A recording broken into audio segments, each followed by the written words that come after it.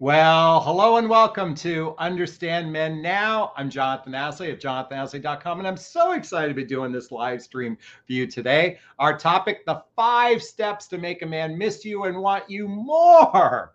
All right, really quickly, if you're brand new to my YouTube channel, please hit the subscribe button, hit the bell so you can be notified of new videos. And if any time during this video the content resonates with you, please hit that like button so I can be seen in the YouTube algorithms. Boy, I'm tongue-tied today. Really quickly, my coaching is what I call heart-centered radical honesty.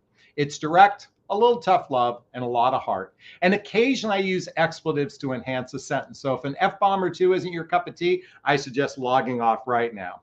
Lastly, these are my thoughts, my perceptions, my opinions. By no means do I suggest this is the truth. You have to decide the truth for yourself. I'm a bit of a contrarian, so my advice goes contrary to public opinion and tradition. So give it a chance, and if it resonates with you, great. If not, that's okay too. All right, let's jump into those 5 steps to make a man miss you and want you more.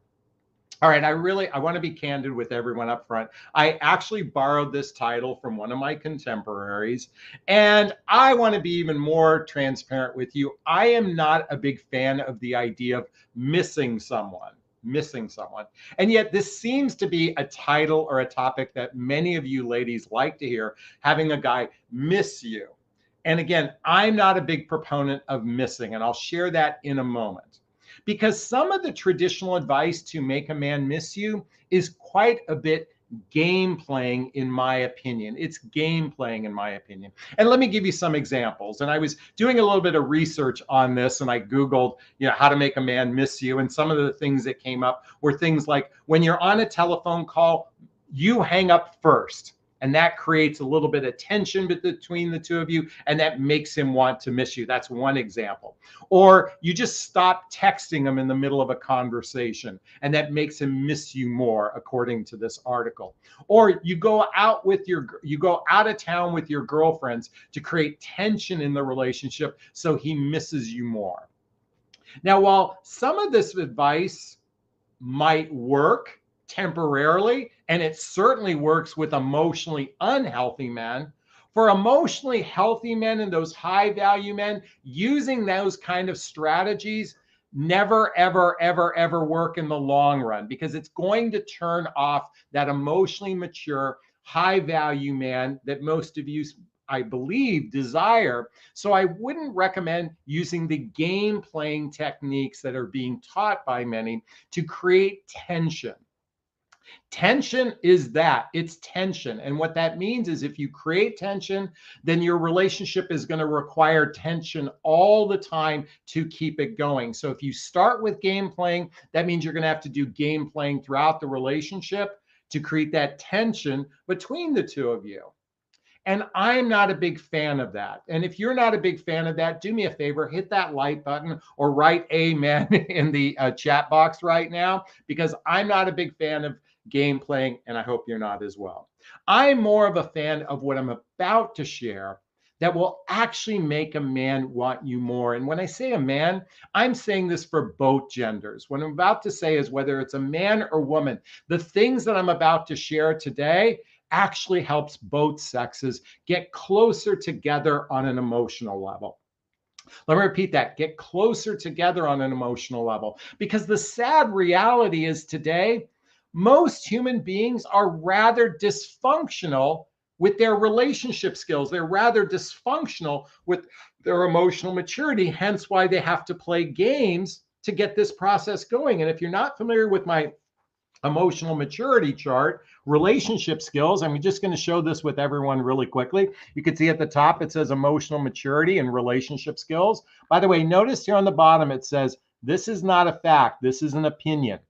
I believe roughly 20% of the population has clinical issues. They are bipolar, they're borderline, they are narcissistic. And while that doesn't necessarily mean they can't be in relationship, it makes it very difficult to be in relationship with people who are not aware of their clinical issues and to be in relationship with those people. And then if you look over here, it says the word healthy.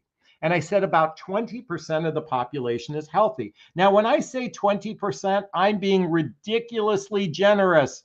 it's probably not even close to 20% of the population is emotionally healthy and has relationship skills, because the vast majority is in this section that says dysfunctional, dysfunctional.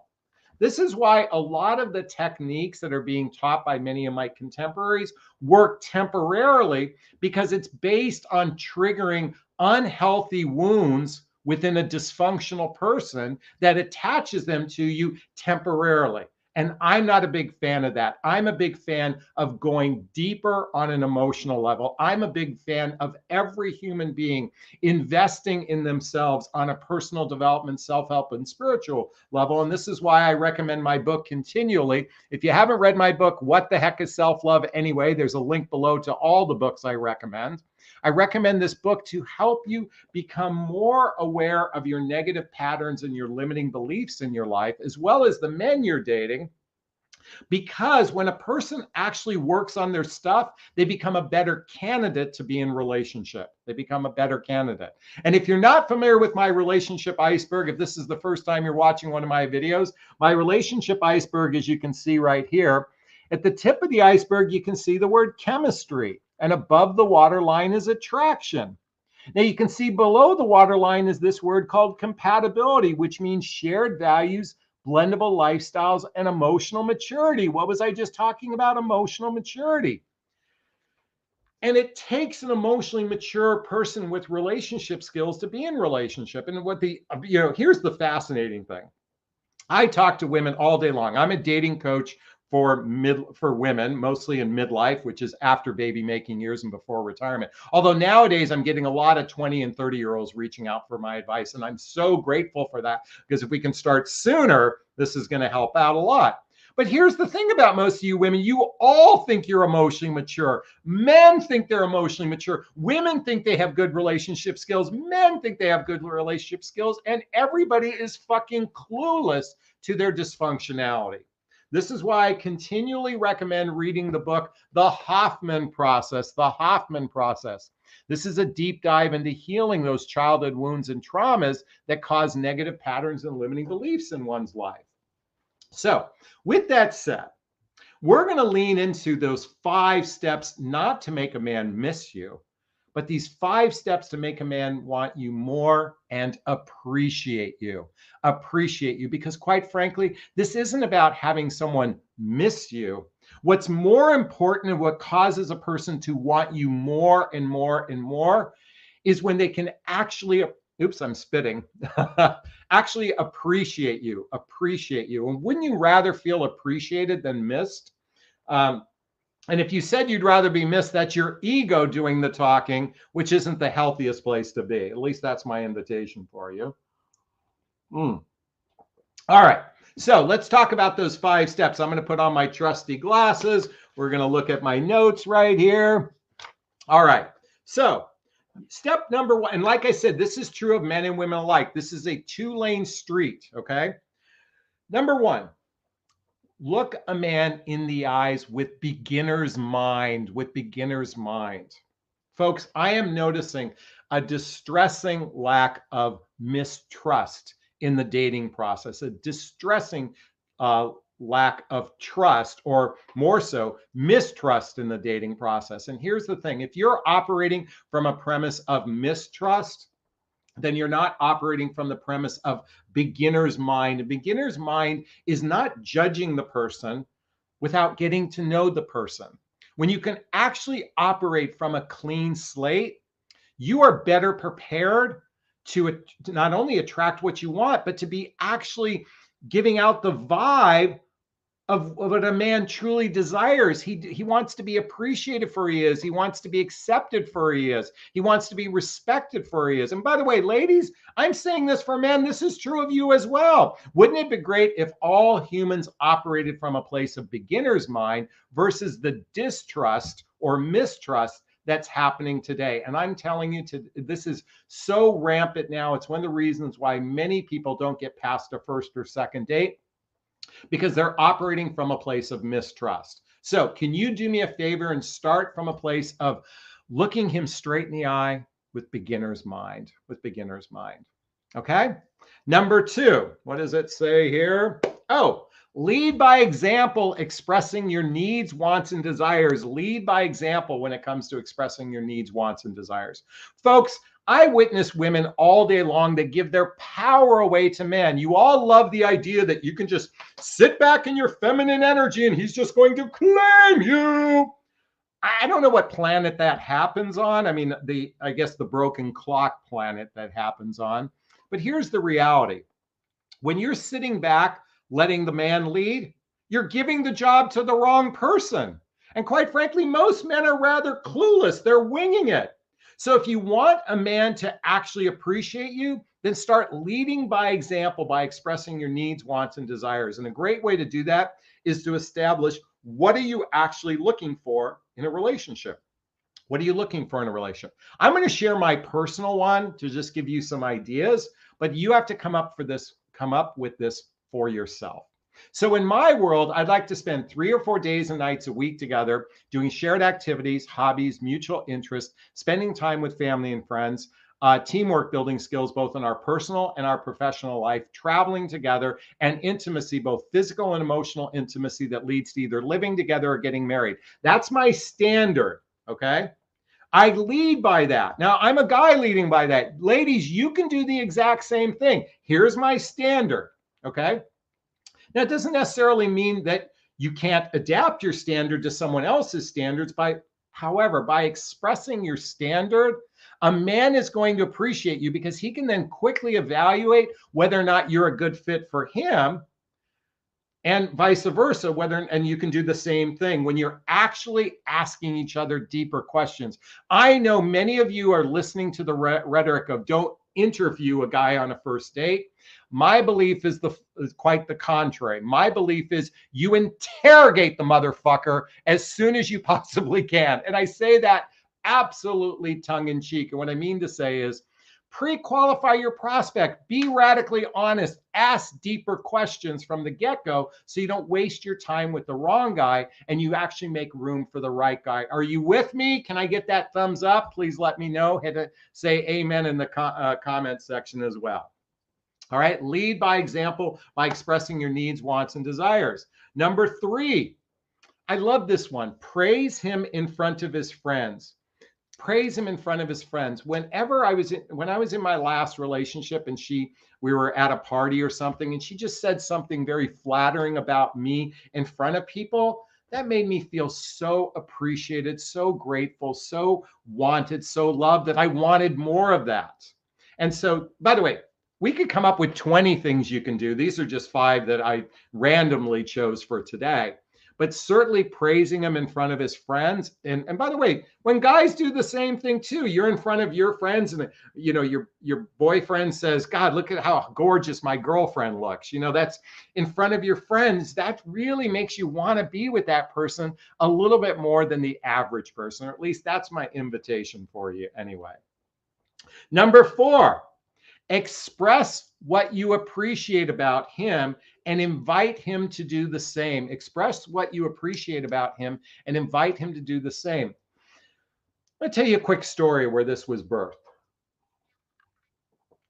In my most significant relationship after my divorce, one of the things we did with each other is every night before we went to bed, when I stayed at her home, or vice versa, when she stayed with me, we would express 5 things we were grateful for about each other. I'm going to repeat that. We'd express 5 things we were grateful for about each other. I believe couples spend so few minutes and days and hours actually talking about what they appreciate and what they're grateful for from each other. So when you actually start to do this and build that muscle of expressing appreciation, people want more of that. They want to feel, human beings want to feel appreciated. So when you can share the little things or the big things you appreciate and making it a bit intentional, you have a greater chance of bonding with your partner in a more loving way that makes them want to appreciate you and want you more, rather than trying to make them miss you. And number 5. Oh, this is one of my favorites. Ask his opinion about something. Ask his opinion about something. I want to share a quick story with you. This happened to me some years ago, about 8 or 9 years ago. I was having a second date with a woman, and I went to go pick her up at her home. And she was showing me around her house and she was remodeling her kitchen. She had some kitchen tiles out. And she said, "Hey, Jonathan, you seem like a person that has good taste. Can I get your opinion on which tiles you think would fit best for my kitchen?" And I was like, in that moment, I was floored. I was first honored that she wanted to ask my advice. I was honored she wanted to ask my advice.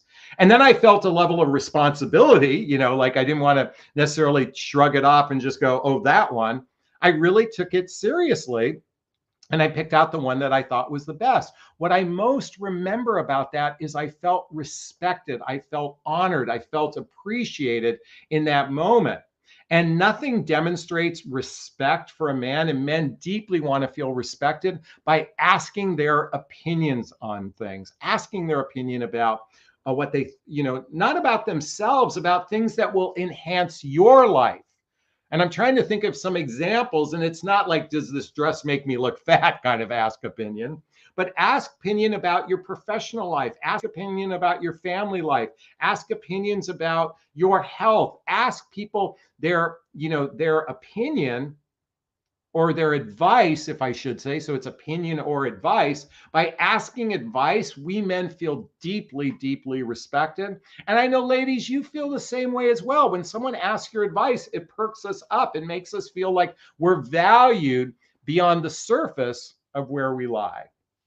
So I just want to invite you to start being more intentional in the dating process instead of this cavalier winging it way that most men and women are operating, in this whole leaning back way, which doesn't really work in the long run. I want you to be more intentional and don't use game playing techniques to make a man miss you or make him jealous. That temporarily works, but you're going to have to play that game for the rest of your life. And quite frankly, it's, high value men, emotionally mature men are going to run the other direction when you're playing that game. And I invite you not to do that. I invite you to use the techniques I shared with you today. So just to recap really quickly, before we take questions, look him in the eye with beginner's mind. Number 2, lead by example, expressing your needs, wants, and desires.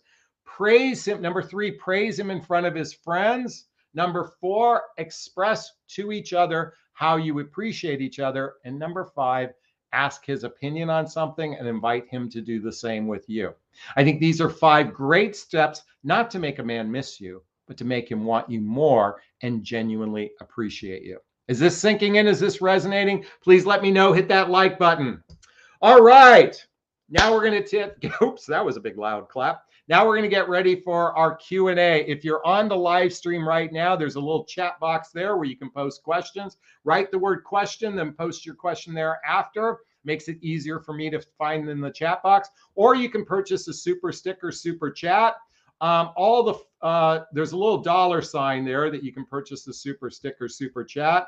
I want to thank Jenny for her super sticker, super chat to get us started. Thank you so much. I appreciate that. By the way, all the funds from the super sticker, super chat goes to a scholarship fund in the name of my son, Connor Aslay. That's a picture of Connor right there.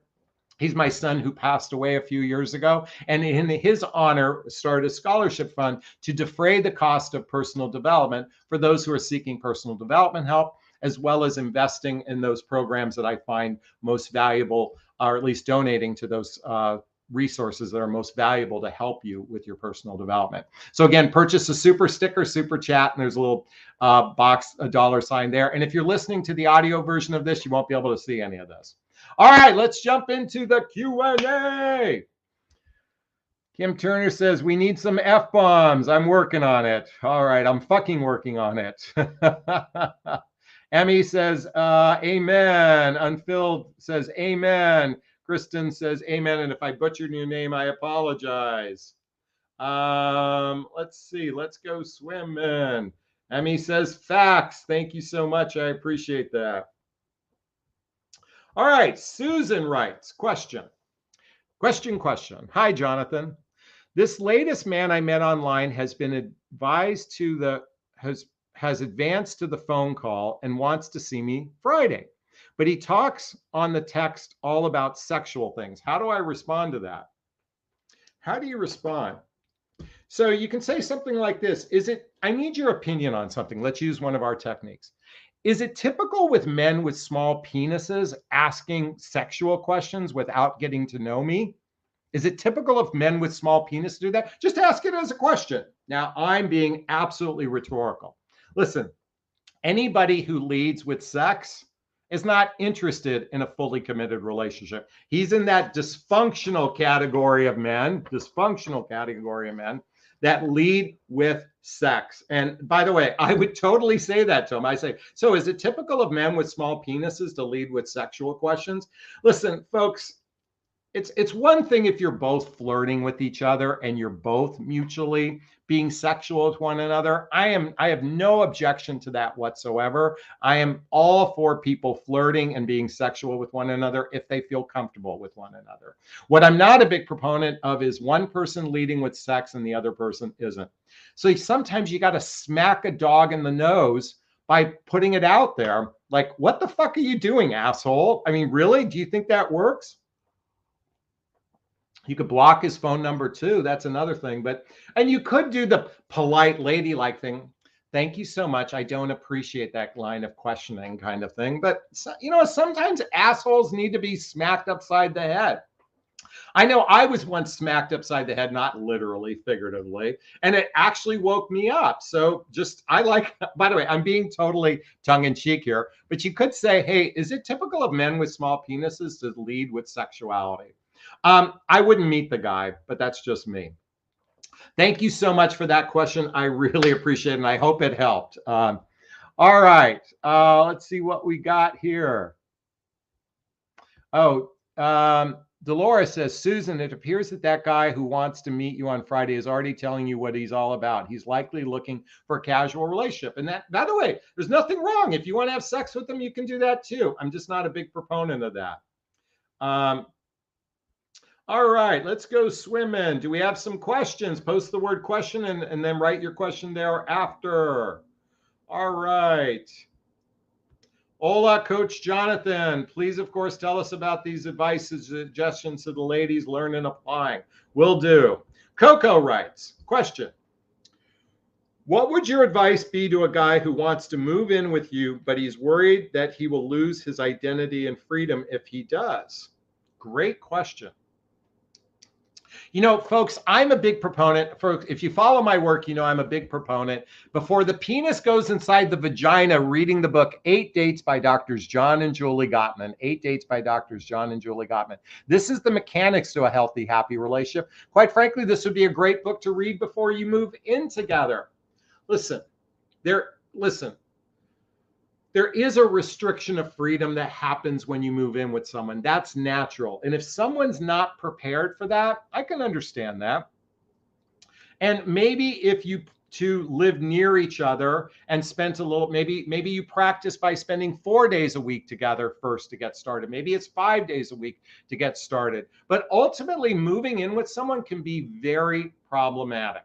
And not that I have the answers for you today. I would Google what things to look out for when moving in with your boyfriend or girlfriend, okay? And start to address the problems before they happen. In other words, I want you to look at the street, and if you see a hole in the sidewalk, rather than falling in because you're blind to it, start to review what could go wrong and address that in advance. That's at least my suggestion to you, is address now you don't even know what those potential problems are. For example, depending on the size of the place, you might not have a lot of privacy. I know one couple that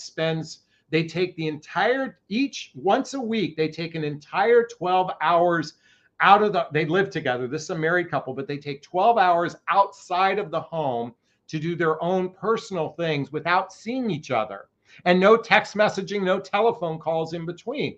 One person has a hobby that they do. Another person has their yoga. I think they're a yoga instructor or something like that. My point is they build it into the fabric of their relationship so they have their alone time, and that's critically important as well.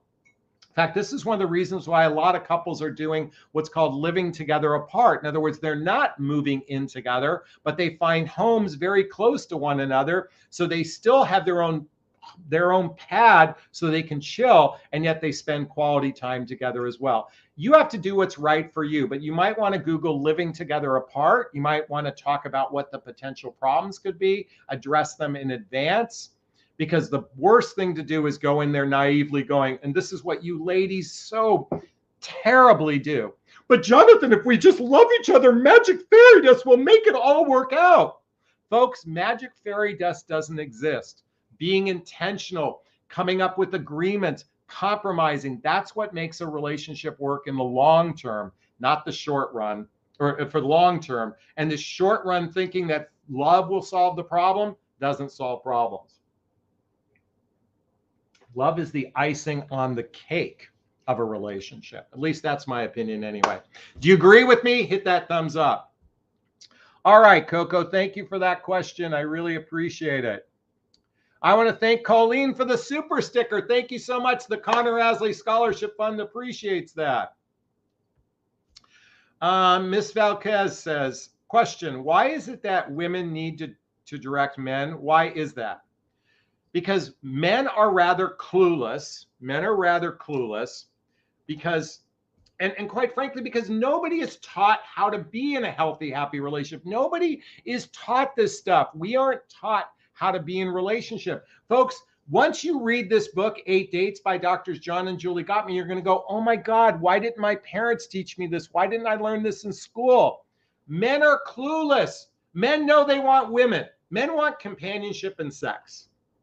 Let me reframe that. Men want companionship, connection, and sex. After that, they have no clue how to manage a relationship. So why do you have to do it? Because women purchase these books tenfold greater than men. By the way, here's a picture of my mom and dad. Okay, they were married 66 years before my mother passed away. Now, if you asked any one of my siblings who was the leader of the relationship, every one of my siblings, including myself, would say, my mommy. My mommy was the leader of the relationship. My dad was just good at taking instructions. So, you know what? Listen, guys who genuinely care about you, they want to be instructed.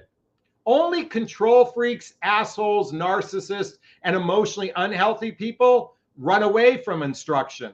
Healthy men actually appreciate you because we can't read your minds, ladies. We can't read your minds. So if you actually give us instructions, we appreciate you even more. So it's not that hard. And by the way, my mom loved it. I'm going to tell you a quick story.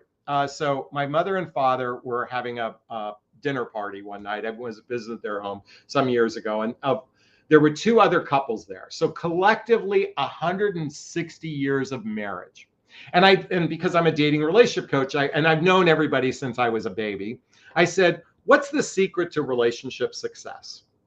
And the first couple look at me and they say, marry your best friend. They both said it at the same time. Marry your best friend. In other words, meaning the person you married should feel like your best friend. So number 1.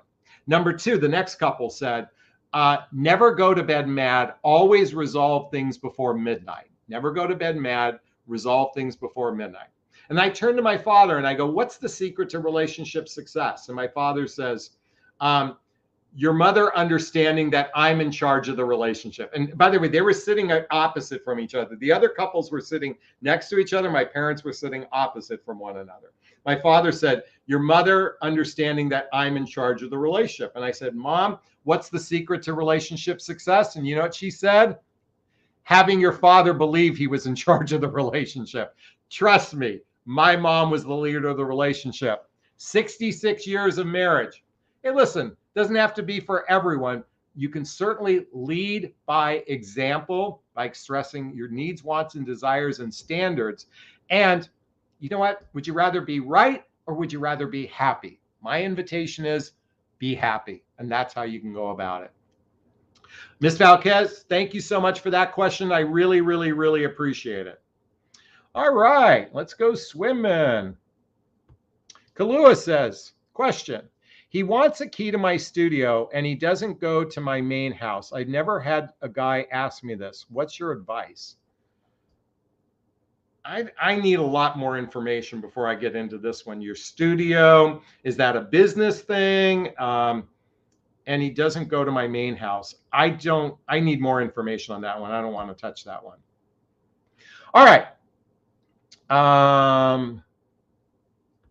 Susan says, you're so great at response to my question. Thank you so much. Oh, you're very welcome, Susan. I appreciate that. Okay. Nikki says, interrogate. I love it. Thank you so much. Okay. Weejin writes, hey, Weejin. May you please explain some differences between rule and boundary? I express my standard, commitment, and boundary, but when things go wrong, he shared with me that he feels I set up these rules. Okay.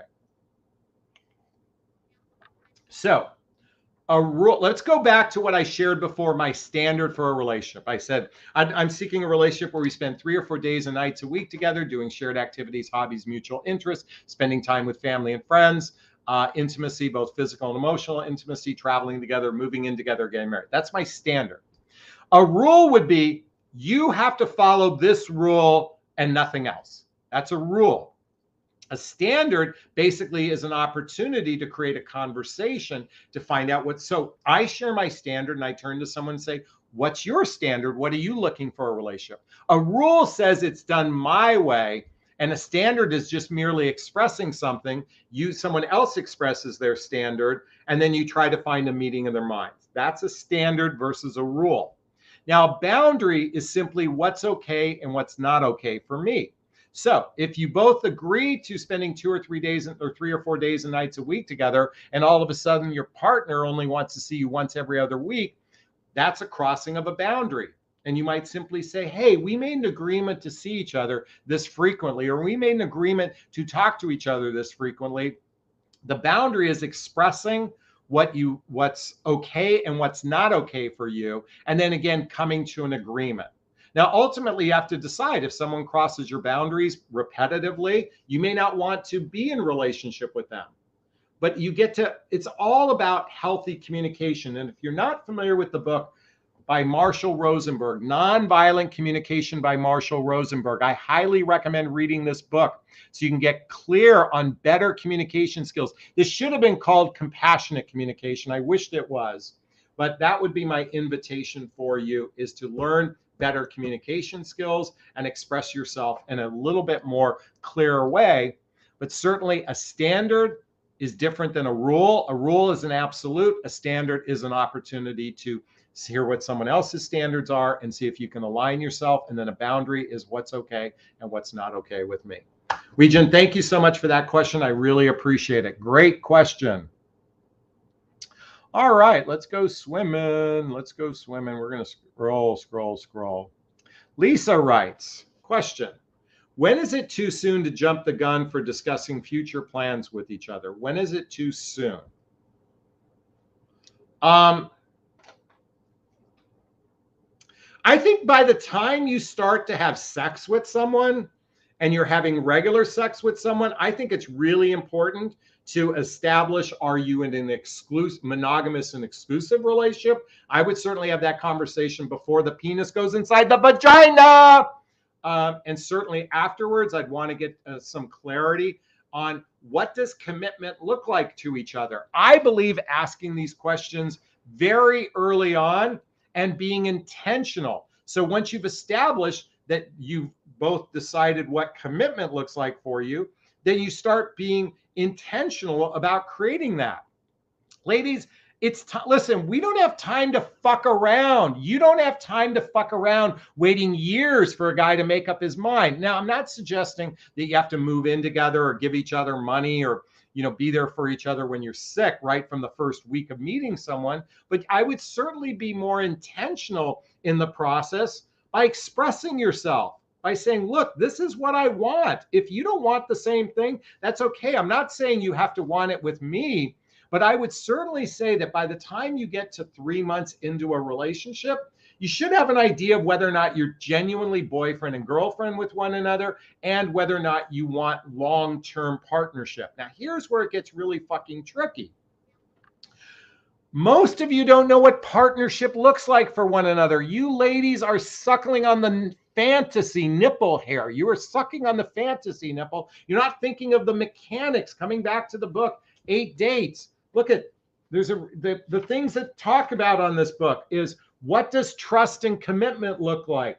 addressing conflicts, being, sex and intimacy, the cost of money, in other words, work and money in relationship, room to grow, family, fun and adventure, growth and spirituality, and then what you want in a relationship. Ladies, stop fucking around expecting the men to know this. If you want, listen, the right guy is going to appreciate this. And let me tell you, I get so many emails on a regular basis from women reaching out to me, thanking me because they purchased 2 copies of this book with boyfriends that they've been together with 3 months, 6 months, a year. And they start reading, and the boyfriend actually appreciates it. We men need instructions. So make it simple for us. The right guy is going to lean in, and the wrong guy is going to run away. He's going to run away. He's going to run away. He's going to run away. The wrong guy will run away. You want the wrong guy to run away because the right guy is going to lean in. But Jonathon, all the other dating coaches tell me never, never, never, ever do this. Fuck that shit. If that advice works so great, why are people so fucking miserable out there? I'm here to say, like I said earlier, be radically honest, ask better questions. And if you need some support with that, check out the link to a free discovery call with me, my area of expertise. I mean, a client just hired me today. It's because I teach you how to determine true compatibility. Coming back to my relationship iceberg, how to determine true compatibility. Number 2, how to ask the right questions, even on the first phone call, how to ask better questions. Number 3, how to vet for emotional maturity. Yeah, you got to vet for this shit because most human beings are rather dysfunctional, yourself included. And number 4, this helps in heighten your intuition. And when your intuition is running on all cylinders, look out. You'll be able to spot the right guys and the wrong guys very quickly. So that's my invitation for all of you.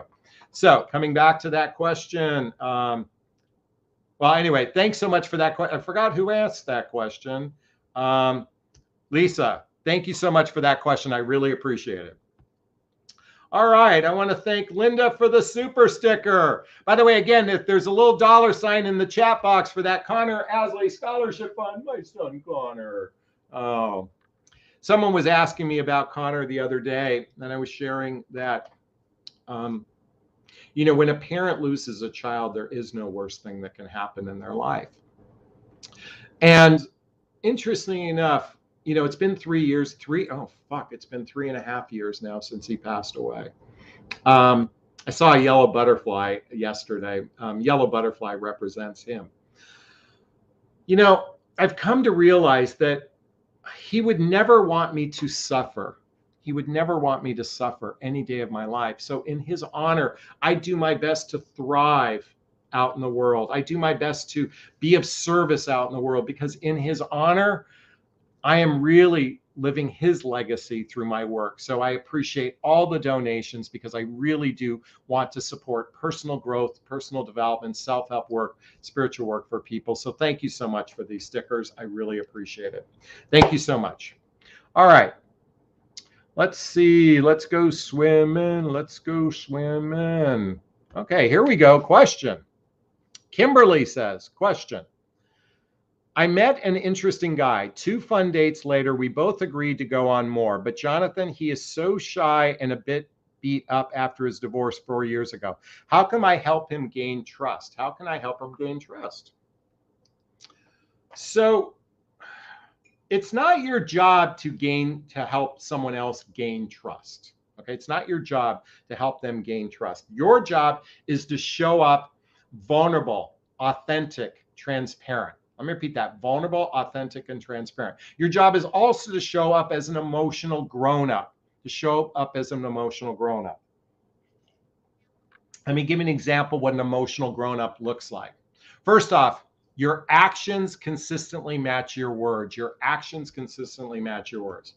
I got to tell you something, ladies. I'm a single man out there dating, and I can't tell you how many women are absolutely flaky in the dating process. They start a conversation with you on Bumble and then they disappear. And I think it's because they're listening to this stupid advice of playing games and trickery that's causing genuine, emotionally healthy men like myself to run away from those dysfunctional women because their actions aren't matching their words. So number one, actions matching words. Number two, they have victor consciousness and not victim consciousness. In other words, they take personal responsibility for their choices. They take personal responsibility for their choices. And folks, I see this frequently. And again, I'm speaking as a man talking to women. I don't know how many women, when it comes to the ending of every relationship they ever had, it's the guy's fault. It's the guy's fault. It's the guy's fault. Folks, do you see the finger I'm pointing? There's three fingers pointing back. If we don't take personal responsibility for our part in the ending of a relationship, then you're not actually in victor consciousness, you're in victim consciousness. You're blaming others. And I got to tell you, human beings here in the United States are suckling on the nipple of victim consciousness. I mean, we are barraged by victims here that choose to blame others. Now, look, I can understand some of you have had experiences with narcissists. Some of you had experiences with cheaters. Some of you had experience with liars. I get it. And at the same time, you have to look at your role into the ending of a relationship. And nothing screams victim when you're pointing the finger at everybody else except yourself. So very sexy thing, lead by being a victor and not victim consciousness. Number three, learning how to fight fair. What I mean to say is you listen to the other, by the way, every relationship is going to have conflict and disagreements. What's most important is you listen to your partner's point of view. You validate their point of view as being true for them. You then express your point of view and allow them to validate your point of view. And if you have differences, it's still acknowledging that their point of view is right for them. You can have a different point of view. It's okay to disagree, agree to disagree. Unfortunately, most people would rather be right than happy. Most people would rather, and they're all focused on being right. And by the way, if you want a healthy, happy relationship and you want to gain trust with someone, it's not about being right. It's about finding solutions to your problems. Solution to your problems, not about defending your position. And we are suckling on that nipple big time. Number four is empathy. Now, empathy isn't just, I can feel your feelings. Empathy is, I genuinely care about your feelings. And more importantly, I care about my own feelings. Do you know what? Most human beings suffer in silence because they rather be people pleasers than pleasing themselves. And one of the fundamental principles, coming back to my book, What the Heck is Self-Love Anyway? What the Heck is Self-Love Anyway? By the way, the link's below to all the books, is the idea of the oxygen mask, okay? First, we can't give love to others until we give love to ourselves. So when the flight attendant says, in the case of cabin pressure change, if you're traveling, the oxygen mask will be dropped from the ceiling.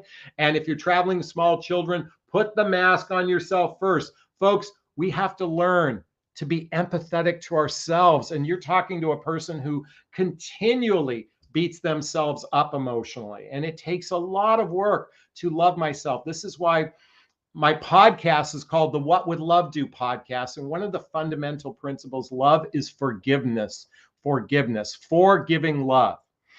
If you're not familiar with the Hawaiian forgiveness prayer, it's known as the Ho'oponopono. And it goes like this. I love you.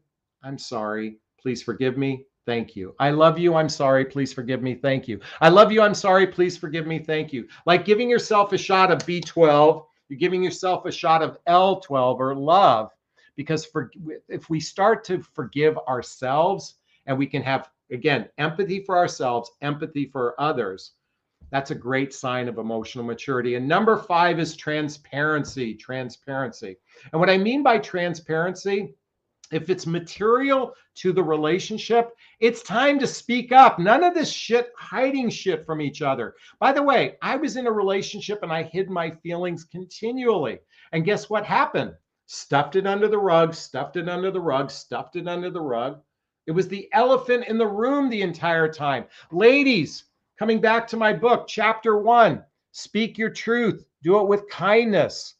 You oftentimes are afraid to speak up for fear of losing a guy. And I'm here to say you only lose the wrong guy, because if it's sincere and from the heart, you can't say the wrong thing to the right person. That's chapter 9 in my book, by the way. If it's sincere and from the heart, you can't say the wrong thing to the right person. So I invite you all to show up emotionally mature and lead by example. Now, does that mean the guy is going to follow your lead? No, if he's emotionally dysfunctional or he has poor relationship skills, it's going to be very hard. But again, continually lead by example. And then you have to decide, is this really the right person for me?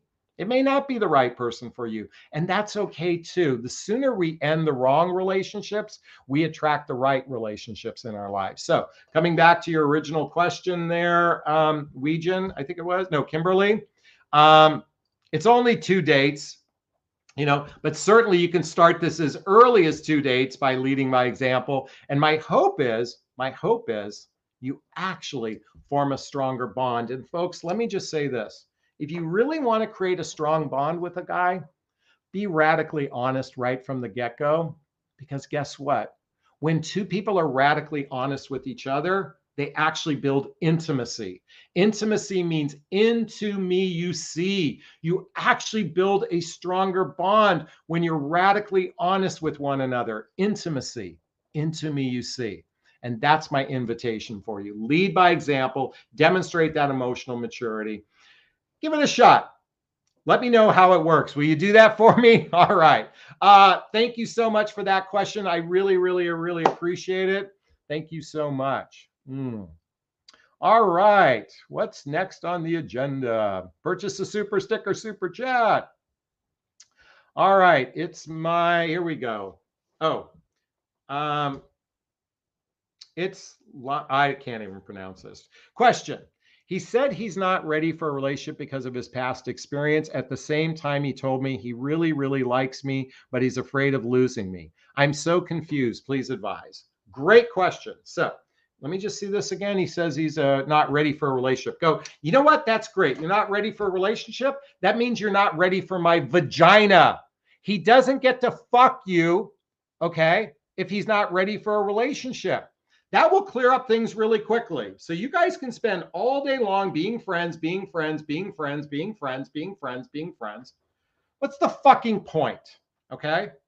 Folks, when someone says they're not ready for a relationship, but they like you, it's really code for, I want to fuck you, but I'm not going to give you any emotional support in your life. I'm not going to give you any financial support in your life. I'm not going to take care of you. That's what it means. Because you have to decide what a fucking, excuse my language. Calm down, Jonathan. Sorry, I get upset with this bullshit, okay? And by the way, I've said the same things too. There are moments in my life I'm not ready for a relationship. But here's the bottom line, folks. When a man genuinely really likes a person and they genuinely want a relationship, they do whatever it takes to lock the person down. And believe me, I'm guilty of what this guy is doing. I am guilty of this. I have plenty of women where, listen, I basically say, I'm not ready for a relationship, but I would like to have all the cookies that go with it. My only difference is I'm upfront about it. If that's the case, all I'm looking for is friends with benefits. Are you game or not? But don't let him fuck you unless he's ready for a relationship. And by the way, the fact that he led with this, I wouldn't invest any more time in him, but that's just me. You can do whatever you want, folks. You guys know the definition of insanity, doing the same thing over and over and over and over and over again, expecting different results. Tell him if he wants to sleep with you, then he has to spend the next 3 months proving it. Do the Steve Harvey, do the 3 months that Steve Harvey recommends. At least that's a suggestion. Let me know how that works and write me back, okay? Thank you so much for that question. I really appreciate it. That part, F him. Yes, exactly. All right. Simply says, most men don't know how to have a friendship with a woman and you can't build lasting. That's right. Most human beings, men, by the way, you ladies, it's not a male thing. You ladies are just as bad about this shit. You don't know most humans don't actually know how to get to know one another. Folks, I highly recommend reading the book Making Love All the Time by Barbara DeAngelis. Making Love All the Time by Barbara DeAngelis. And let me tell you why. This is a blueprint. Actually, hold on one second. Where's my other book? Where's my other book? Oh, yes. Hold on. I'm coming. This book, folks, you've got to read this book. It's Barbara DeAngelis again. Are you the right one for me? Are you the right? Knowing who's right and avoiding who's wrong. Both of you should purchase two. By the way, Between 8 Dates by Doctors John and Julie Gottman in this book. Listen, all you have to say to guy, look, if you want to fuck me, then we're going to read both these books to see if we're right for one another. All right. If we take sex off the table, you're going to lose the flaky guys quickly, and the right guys will step up to the plate. It's not that hard. This isn't rocket science. But Jonathan, all the other dating coaches tell me to play the feminine game and just lean back and let them be masculine.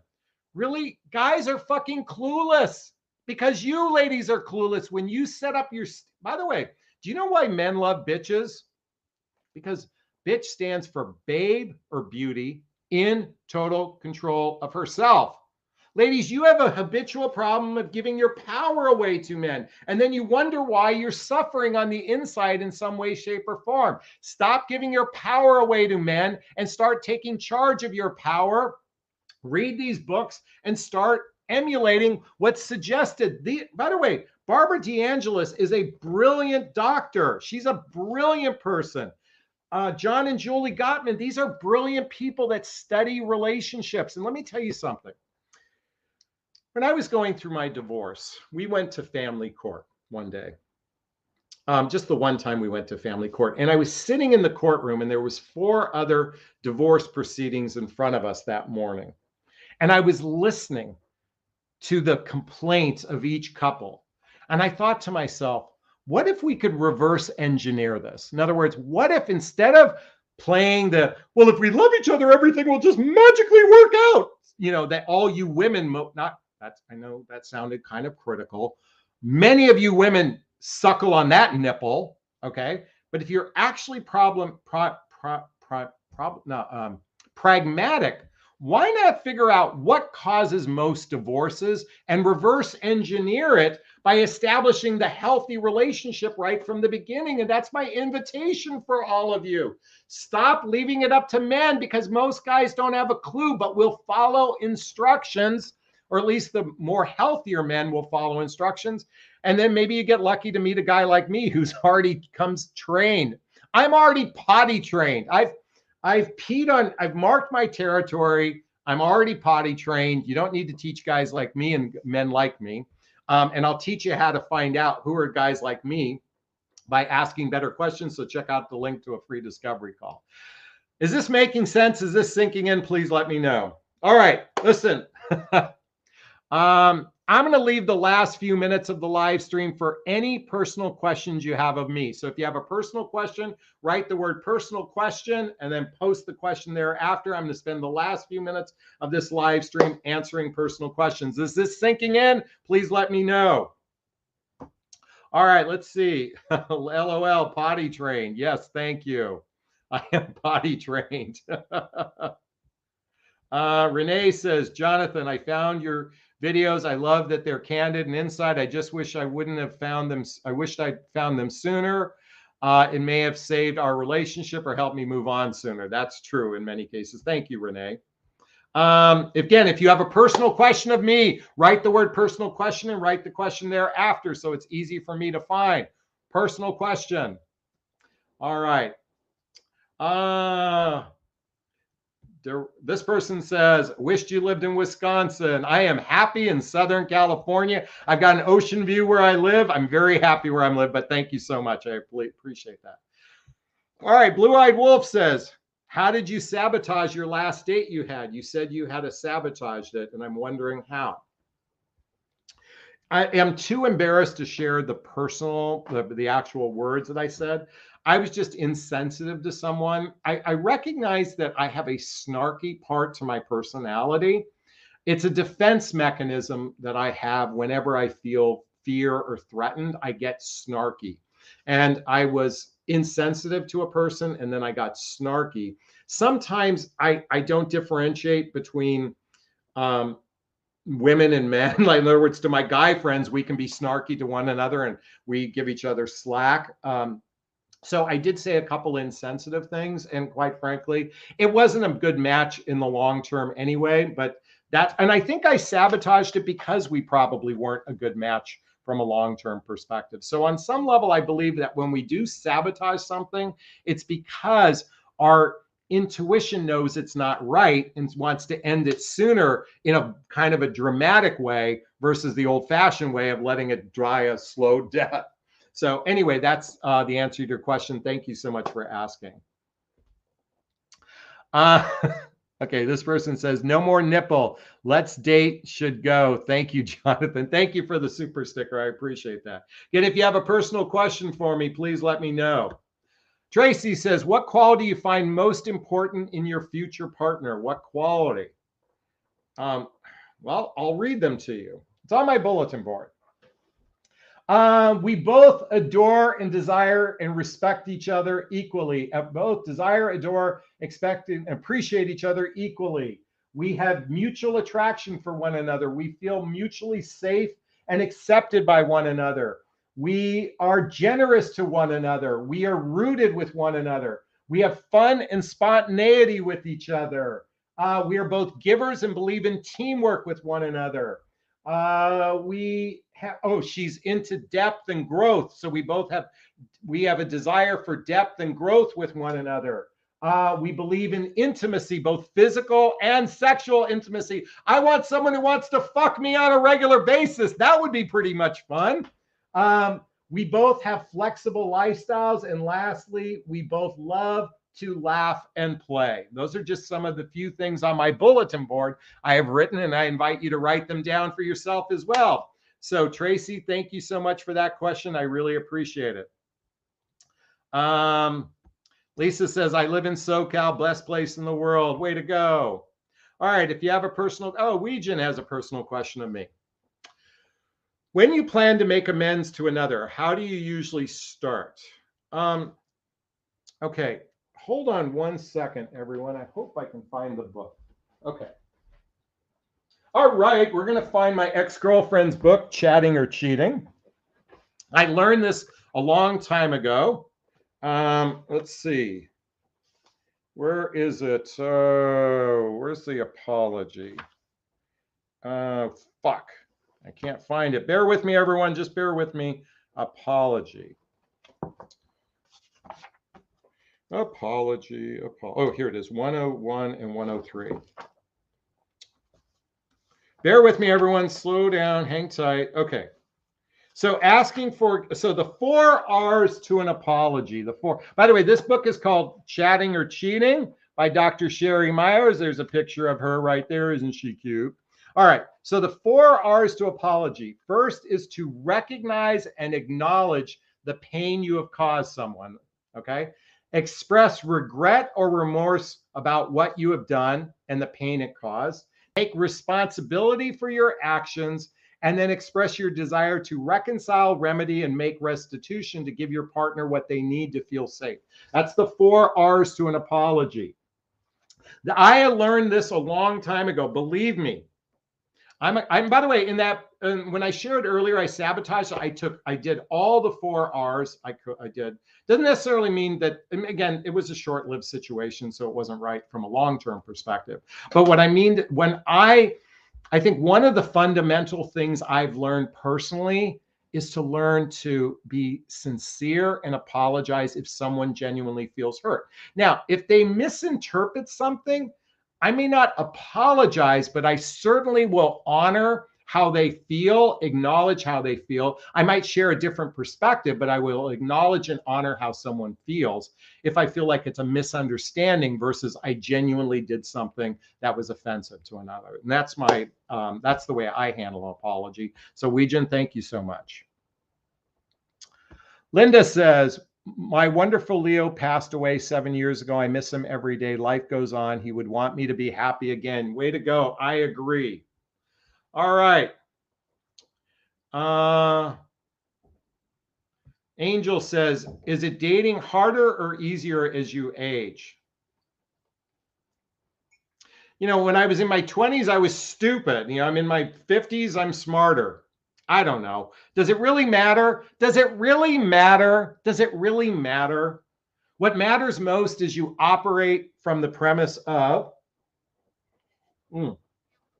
operate from the premise of, here, read this book, The Four Agreements. The Four Agreements. Operate from that premise is a lot better than trying to figure out if dating is harder or easier. That's at least my invitation for you anyway. Thank you so much for that question, Angel. I really appreciate it. All right. Marianne says harder. I mean, again, that's a perspective. You could, by the way, you know what, folks, I'm going to wrap up with this narrative. You have a choice. You can focus on what's wrong or you can focus on what's right. Here's the thing. I'm going to make an invitation for every one of us. It's raining great men. It's raining great women. It's raining great men. It's raining great women. It's raining great men. It's raining great women. Shift your narrative. Allow love into your life by opening up to what's possible. I oftentimes share the dysfunctionality, but my intent is that you open space for what's good. It's raining great men. Keep saying that over and over, and you'll start seeing great men in your life. Are you with me? Can I get an amen? Amen. All right, folks. I can't believe how quickly an hour went by. I think this would be a great place to wrap up. Did you find value today? Please let me know by hitting that like button. If you found value, please purchase a super sticker, a super chat to the Connor Aslay Foundation and the Self-Love Club. All right, really quickly, we're going to wrap up as we always do. First off, giving myself a big, gigantic Jonathon Bear hug of self-love.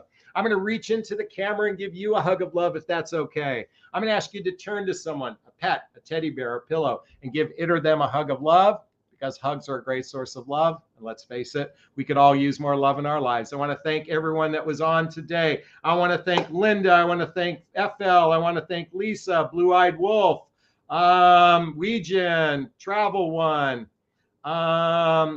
the list goes on. Thank you all so much. Big, gigantic hugs to you. Have a wonderful, fabulous weekend. And I know it's Turkey Day coming in a few days, so have fun. Take care, everyone. Thank you. Thank you. Thank you. Thank you.